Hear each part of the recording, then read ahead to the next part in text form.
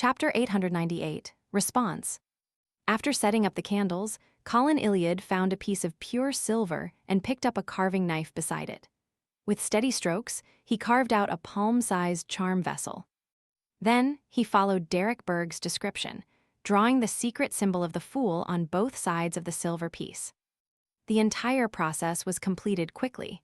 If an observer was watching, they wouldn't have been able to discern his actions. Yet, the final product didn't show any flaws. It looked like a piece of art that had been slowly carved out. Right on the heels of that, Colin Iliad found another bottle of mercury. Directly using his powerful spirituality, he guided the liquid inside to trickle into the charm and fill all the patterns. He prevented the mercury on the side facing down from dripping due to gravity.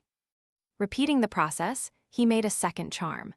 Colin Iliad placed them in front of the candles and placed a translucent ringed worm on each of them. Compared to him standing up silently, the present Colin's every move was stable, calm, and firm. He didn't show any signs of hesitation, just like how he faced powerful monsters that came out of the darkness. After finishing the ritual, he took 2 steps back and removed the crossed swords that were hanging from the wall. He stabbed them into the crevices of the floor tiles at the door. He then closed his eyes and muttered. Pure and thick beams of light emerged out of the void as they enveloped the 2 swords with a holy and glorious feeling. The light beams increased in quantity, slowly transforming into liquid water that flowed across the cracks in the floor tiles and the walls, forming a cage that isolated him from the outside.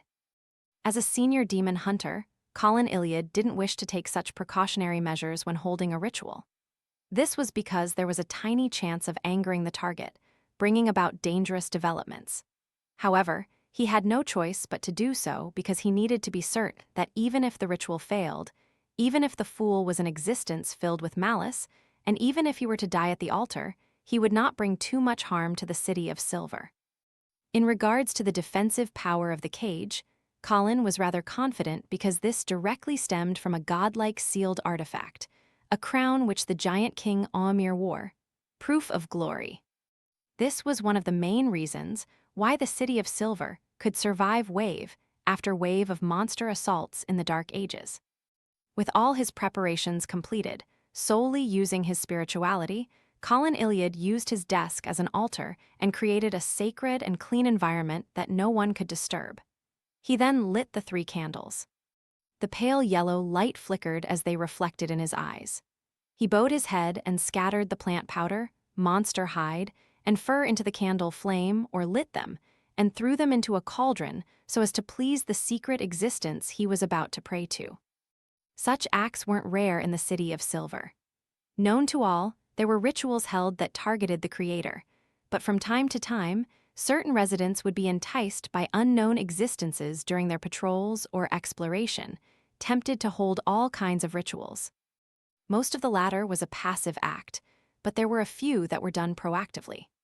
On the one hand, the cumulative despair of not receiving any response from the creator had made them eager to grab onto any other existence to rely on. And on the other hand, many generations of the 6-member council had come to a common consensus that the creator who had abandoned the land might very well not return again. Seeking out other alternatives was something that had to be expedited, but unfortunately, such attempts only led to nothing or death, nothing else. And it was because of this reason that regardless of the difficulties faced or how many times they discovered cities that were destroyed because of evil gods, the City of Silver continued their exploration of regions that were further away. As for Colin Iliad himself, the discovery of the outsider, Jack, brought him an indescribable sense of surprise and hope. The encounters when they explored Afternoon Town and the prophecies of the kings of Angel's Ploy and the ecclesiastic had made him feel a more pressing sense of urgency. He no longer held hope for the creator's return. With the 2 reasons combined, along with Lovia's and Derek's abnormality, as well as the prophecy of the apocalypse, as chief of the 6-member council, senior demigod and powerful demon hunter, Colin Iliad had no choice but to attempt to dance on the edge of a knife. He had no choice but to consider making a transaction with a hidden existence. Silently exhaling, Colin took a step back and chanted with a weather-worn tone, The fool that doesn't belong to this era. The mysterious ruler above the gray fog. The king of yellow and black who wields good luck. I pray to you, praying for the strength that stems from mystery, and praying for the bestowment that stems from good luck. I implore you to make these items on this altar turn into charms. Just as Collins spoke with a cadence of mystery, he saw the altar in front of him immediately turn dark. It was as though an indescribable godhood was emanating from the candle in the middle. The candle's flame instantly burgeoned, but it failed to light the surroundings. Instead, it made everything turn illusory, making countless shapes produce seemingly non-existent transparent shadows as they covered every inch. High above this illusory world and countless figures, there were 7 lustrous brilliances of different colors spiraling. They seemed to possess immense knowledge. And above these 7 lustrous brilliances, there was an endless grayish-white fog, and sitting above was an ancient palace that looked down upon everything. Demon Hunter Colin temporarily forgot everything else as he stared intently at the scene above the altar. It was as though something that only existed in books or ancient tomes had taken a step through the illusory and entered reality, appearing before him. If he recalled correctly, this was likely the projection of the spirit world. Before the disaster, before the time the Creator abandoned this land, it was easy to observe and enter the spirit world. The spirit world now only existed in the City of Silver's textbooks and various records, but no one could touch it. At this moment, a creaking, illusory sound sounded. The ancient palace that overlooked the gray fog and spirit world seemed to open its doors. Right on the heels of that, Collins saw the unformed charms in front of the candle produce a grayish luster. Their patterns were then lit up, as they intercrossed with each other, suddenly bursting into a blinding radiance, enveloping the pure silver foils and the ringed worms. The dark world above the entire altar also instantly warped. Everything was quickly restored to normal as 2 strange black crystalline charms appeared on the altar. They were like a pair of eyes of some existence that silently observed the world. Demon Hunter Colin was taken aback as he retracted his gaze and bowed his head. With a deep voice, he said, "Thank you for your blessings." "Praise you." He didn't delay as he immediately ended the ritual and removed the seal. After doing all of this City of Silver chief of the 6-member council returned to the desk and picked up the 2 charms made from the 2 Ammon avatar remnants. At this moment, his mind was still fixated on the scene he had previously seen. Based on his knowledge in mysticism, those that were situated high in the spirit world were mentioned to be the 7 lights in ancient tomes. They were believed to be close to that of deities, but none of the records indicated what was above the 7 lights or what the gray fog represented. They didn't indicate what the ancient palace which was enveloped by the gray fog while overlooking the entire spirit world represented.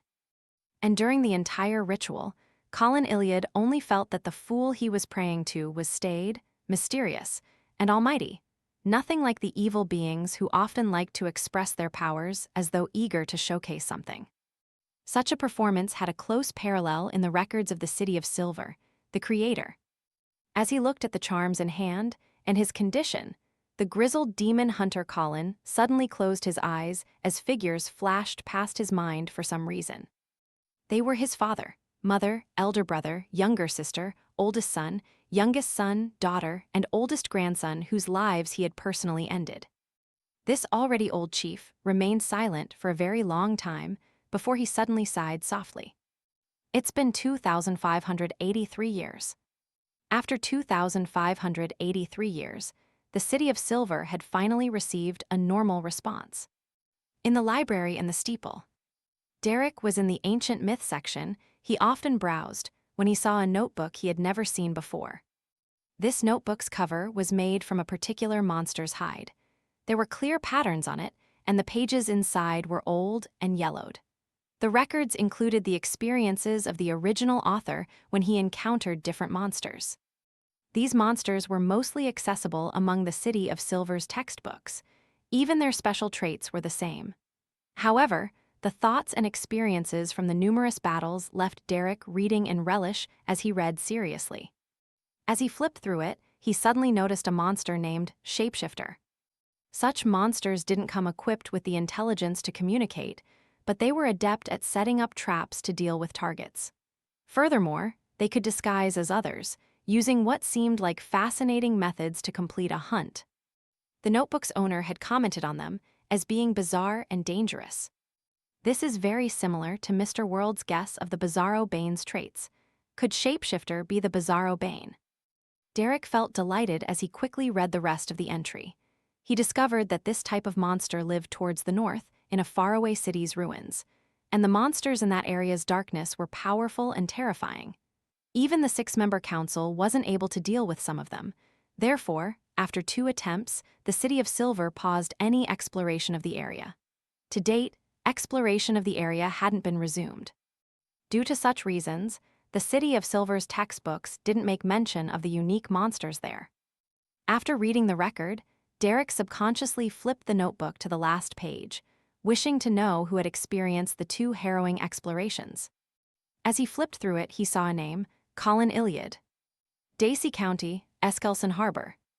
Klein returned to the real world, rubbed his temples, and collapsed into bed.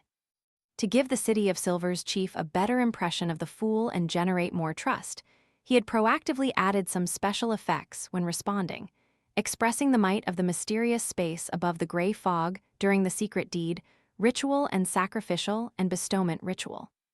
This expended quite a sizable amount of his spirituality, exhausting him. I'll find food for creeping hunger when I wake up.